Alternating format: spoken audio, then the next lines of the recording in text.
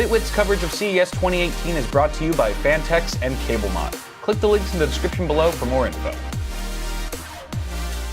What's up, guys? So continuing our coverage of CES 2018, I got to stop by the EVGA suite, and they had some cool stuff to show off. For starters, I got to check out their next generation SC15 laptop. This thing is super slim. It sort of builds upon the last gen SC15, which had a GTX 1060 that's now been upgraded to a GTX 1070 Max Q.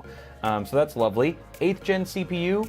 Most likely. They weren't able to really give me full details on the actual processor, but I think it's pretty safe to assume that that's the route that they're going to go. They did confirm that it was Intel, so chances are it's going to be a hexa-core CPU in here. Together with that 1070, it's going to be quite a powerful machine in a very slim profile. The CPU and GPU are going to be using the same cooling solution as found in the last generation laptop, simply because according to EVGA, the new components aren't going to be giving off that much more heat. They don't. You would think that they'd get a lot hotter than their predecessors, but apparently not so much, so that's nice. Now, I didn't get all the details on the display itself, but I can tell you that it's going to be 15 inches and support G-Sync.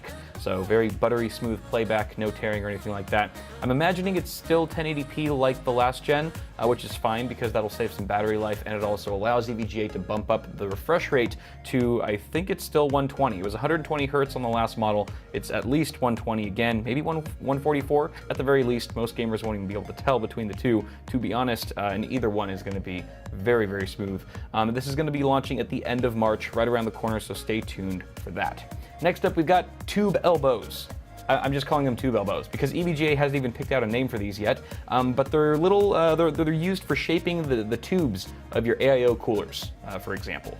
So, you know, if you're sick of your nasty tubes just hanging out of your case like someone's entrails, then this is the product for you. But, you know, also from a functional standpoint, maybe your tubes are resting or pushing up against the backplate of your GPU, causing it to sag more, or maybe it's running into your rear exhaust fan, which is obviously not very good when it's trying to spin up. So, you know, and they look pretty hideous, honestly, when all the colors are mismatched, like they had it demoed, but that was just to show that they're being sold in a variety of colors. And I guess the other benefit here, depending on who you ask, is that it sort of gives you more of a rigid tube look, if that's the kind of thing you're into. Obviously, it's not going to be perfectly straight and angled, but it definitely subdues some of those bodacious curves that we otherwise see on our AIO tubes. Coming Q2. Next up, we've got the Z10 mechanical gaming keyboard. This is actually going to be featuring Kale Blue or Kale Brown switches, and it's got a built-in LCD, very, very, very attention-grabbing, that shows various precision stats from the precision software, of course, like your GPU clock speeds, temperatures, and so forth. So that's actually pretty cool for just some nice at-a-glance monitoring. You don't actually have to have you know, your window up on your desktop to view that stuff, or like an OSD, for example. Additionally, we've got sliders for your volume and LED brightness, and there's only red LEDs for now, but it is per key lighting, so you could, you know, just light up your number keys and WASD if you want to do a gaming profile or something like that. You get 4 multimedia buttons in the top right corner and 7 macro keys, 5 on the left side of the keyboard, and 2 actually right next to the arrow keys, so that's very nice. A magnetic wrist rest, which can be removed fully if you don't like it, or you can actually pop it out at varying distances away from the keyboard just to make sure that you're fully supported and maximizing the comfort for your wrists. And finally, my favorite feature of this keyboard is the 2 feet at the bottom that you can pull out to sort of give a nice little incline for more ergonomic typing. Those can be popped out with 2 quick release buttons, which just sort of flips them out really quickly. It's very fun to do. I've tested it myself. Yeah! I'm rich! That was perfect. And above all else, it makes a great accessory for any coin purse. You can expect this keyboard to arrive sometime in Q1 of this year. Moving on to our final product here is the Supernova 2200 P2. That's a 2200 watt power supply.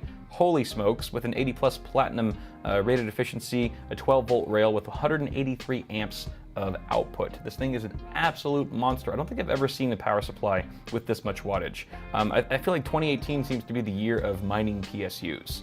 I've seen a lot of other competitors so far releasing these units with very high wattage, high efficiency, and fully modular design, of course, which makes things a little easier for all you Bitcoin miners out there, or crypto miners in general. You do need a 220 volt output to really take advantage of this thing at all. So sorry, United States, I don't know, you'll have to MacGyver something to actually use this. I really don't even know how quiet the fan runs because EVGA couldn't plug it in at their suite. So Haha, that's funny. So those are all the things that I wanted to talk about at the EVGA suite. Guys, let me know what you think in the comments below. As always, feel free to toss me a like on the video if you enjoyed it. Thank you all for watching, and I will see you guys in the next one.